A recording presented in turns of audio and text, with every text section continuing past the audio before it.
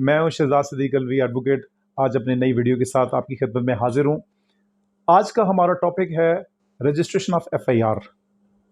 What is the procedure to register the FIR, यानी FIR की registration आप कैसे करा सकते हैं, उसका तरीकाकार क्या है, उसके लीगल एस्पेक्ट के साथ साथ मैं आपको ईजीली ये चीज़ समझाने की कोशिश करूँगा कि एक लेमैन अगर उसके साथ कोई जुर्म हो जाता है, उसके साथ कोई ज़्यादती हो जाती है, तो वो इंसाफ हासिल करने के लिए कैसे लॉ को एक्टिवेट कर सकता है, कैसे वो अपना राइट ले सकता है। सबसे पहले आपको मैं ये चीज़ बता दूं कि पुलिस को जो इंफॉर्मेशन दी जाती है वो दो तरीक़ों से होती है। नंबर वन, आप तहरीरी बयान देते हैं, दरख्वास्त देते हैं, जिसको रिटन कंप्लेंट कहा जाता है। और दूसरा तरीका यह है कि आप वर्बली जाके, ज़बानी तौर पे जाके पुलिस को इंफॉर्मेशन देते हैं, जिसको तकरीरी बयान कहा जाता है। अब किसी जगह पर कोई जुर्म हुआ है, चले मैं आपको फॉर एग्जांपल एक चीज़ बताता हूँ कि एक जगह लड़ाई हो गई है, कुछ लोगों ने आके कुछ लोगों को मारा पीटा है, ज़द-ओ-कोब किया है या कोई जुर्म किया है इस तरह का। उसका तरीकाकार ये है कि सबसे पहले आपने जो एप्लीकेशन बनानी है वो जाके जो पुलिस को देनी है आपने, जिसे कंप्लेंट कहते हैं, उसमें 3-4 चीज़ों का बड़ा ख़ुसूसी आपने ख्याल रखना है। नंबर वन, उसमें टाइम, ये किस वक्त हुआ है, उसकी डेट, तारीख, एग्जैक्टली वही तारीख हो। नंबर 3, उसमें जगह, कि किस जगह ये वक़ूआ हुआ है और किस तरह ये वक़ूआ हुआ है। आमतौर पर हमारे यहाँ एक बड़ा गलत कॉन्सेप्ट पाया जाता है कि जब किसी के ख़िलाफ़ कोई रिपोर्ट की जाती है तो उस रिपोर्ट में हक़ाइक़ से हटा के मामले को बहुत बढ़ा चढ़ा के बयान किया जाता है। उससे आम तौर पे कई लोग ये समझते हैं कि शायद मामला बढ़ा चढ़ाकर बयान करने से मुखालफिन ज़्यादा बुरे तरीके से फंस जाएंगे और शायद उनके लिए ज़्यादा परेशानी बनेगी, जबकि ये बात बिल्कुल गलत है। क्योंकि जितना उसमें झूठ की आमेज़िश होगी वो चीज़ कल साबित करना मुश्किल हो जाता है, वो डिफेंस को ज़्यादा फेवर करता है। इसलिए मैं ये चीज़ अपने एक्सपीरियंस के बेस पे आपको बता रहा हूँ कि जितनी हकीकत और जितना ट्रुथ, जितनी रियलिटी आप बताएंगे, आपका केस इतना ही स्ट्रांग होगा। अब आपने एप्लीकेशन बनाई, एप्लीकेशन बना के उसमें तमाम वो लोग, अगर आप लोगों को जानते हैं तो उनका बाय नेम आपने जिक्र करना है और उसमें हर शख्स का सेपरेट रोल डिटरमिन करना है। आपने ये बताना है कि फ़लाँ जगह पर लड़ाई हुई और फ़लाँ जगह पे जो लोग आए, फ़लाँ उस आदमी के हाथ में डंडा था, उस आदमी के हाथ में गन थी, उसके हाथ में पिस्टल था, उसने आके ये किया, उसने ये किया, फ़लाँ आदमी ललकारा मार रहा था, उन बाकी लोगों को प्रोवोक कर रहा था। ये आपने तमाम चीज़ें अलग अलग कैटेगराइज करके ये लिखनी है और लिख के आपने पुलिस में एप्लीकेशन देनी है। अब लॉ क्या कहता है कि section 154 of criminal procedure code, जो कि related to registration of FIR है, वो ये कहता है कि जैसे ही पुलिस को कॉग्निजेबल ऑफेंस की कोई कंप्लेंट मिलती है तो पुलिस ड्यूटी बाउंड है immediately to register the FIR. यानी पुलिस की ये जिम्मेदारी है कि पुलिस फौरी तौर पर उस मुकदमे का इंदराज करके एक्शन ले। लेकिन हमारे यहाँ अनफॉर्चुनेटली क्या होता है कि हम पुलिस में जाके बताते हैं, लोग इवन ज़ख्मी हालत में जाते हैं, सारा कुछ बताते हैं, पुलिस सुन लेती है, लेकिन पुलिस उसके ऊपर फौरी तौर पर एक्शन नहीं लेती, विच इज़ इलीगल। अब इस इलीगैलिटी को या आपके राइट्स को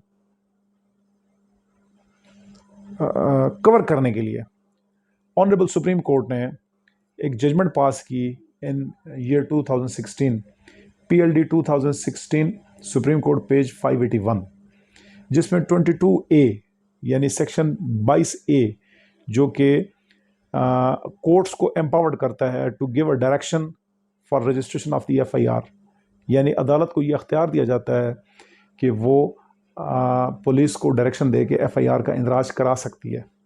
इस हवाले से ये जजमेंट आई है, लेकिन उस जजमेंट में 7 प्रोसीजर भी बताया है सुप्रीम कोर्ट ने। वो प्रोसीजर ये है कि आपने थाने में एप्लीकेशन दी एसएचओ को, एसएचओ ने आपकी अगर बात नहीं सुनी तो आप इसके बाद फौरी तौर पर उसके हाई अप्स यानी डीएसपी या एएसपी, उसको आप अप्रोच करें। अगर आपकी वहाँ भी कोई सुनवाई नहीं हो रही तो एसपी कंप्लेंट है जो एरिया का, उससे रब्ता करें। से वहाँ भी बात नहीं बनी तो फिर डीपीओ या आरपीओ को एप्लीकेशन दें और इन तमाम एप्लीकेशंस की रिसीविंग डायरी नंबर आपके पास होना चाहिए। मसलन आप थाने जाने के अलावा इन जगहों पे नहीं जा पाए तो फिर इसका दूसरा तरीका ये है कि आप ये एप्लीकेशंस इन लोगों को बाई पोस्ट भेजें और पोस्टल रिसिप्ट आपके पास होनी चाहिए, जिससे ये साबित हो कि आपने इन तमाम लोगों को अप्रोच किया है। और एक बात बड़ी इंपॉर्टेंट चीज़ मैं बताऊं कि जो एप्लीकेशन आपने एसएचओ के नाम की दी है, सेम कंटेंट्स वाली एप्लीकेशन डीएसपी और सेम कंटेंट्स वाली एप्लीकेशन एसपी या डीपीओ को देनी चाहिए। ये बात ज़हन में रखिएगा कि ऊपर एप्लीकेशन का हेडिंग तो चेंज हो सकता है कि बखिदमत जनाब डीपीओ साहब या बखिदमत जनाब एसपी साहब, बखिदमत जनाब डीएसपी साहब, लेकिन नीचे जो वाक़यात हैं उनमें कतन इम्प्रूवमेंट मत कीजिएगा। जो क्रिमिनल जस्टिस सिस्टम है नॉट ओनली इन पाकिस्तान बल्कि ऑल ओवर द वर्ल्ड, उसमें इम्प्रूवमेंट अलाउड नहीं है। अगर आपने एक एप्लीकेशन एक जगह पे और दी है और आपने उस एप्लीकेशन को चेंज करके उसको इम्प्रूव किया है, वाक़यात को जो पहले बताया उनसे डिफरेंट कर दिया है, तो इससे आमतौर पे अज्यूम किया जाता है कि ये दरख्वास्त झूठ पर मबनी है, ये पहले और बात कह रहे हैं, आप और बात कह रहे हैं। इसलिए ये बात ज़हन में रखिएगा, इंतहाई इंपॉर्टेंट बात, कि आपने जो पहली एप्लीकेशन दी है उसको चेंज मत कीजिएगा, उसके कंटेंट्स, वाक़यात, जो लोग आपने नॉमिनेट किए हैं वही होनी चाहिए। अब ये तमाम एप्लीकेशंस देने के बाद आपके पास उनके रिसीव्ड कॉपीज़ आ गई, डायरी नंबर कि आपने फ़लाँ फ़लाँ जगह ये एप्लीकेशन रिसीव कराई है, या आपने पोस्ट किया तो आपके पास पोस्टल रिसिप्ट्स मौजूद हैं। तो ये तमाम चीज़ें साथ लगा के आपने 22A की एप्लीकेशन बिफोर द सेशन जज, जो एरिया का सेशन जज होगा, ये उसके पास आपने फ़ाइल करनी है, जिसको जस्टिस ऑफ पीस कहा जाता है।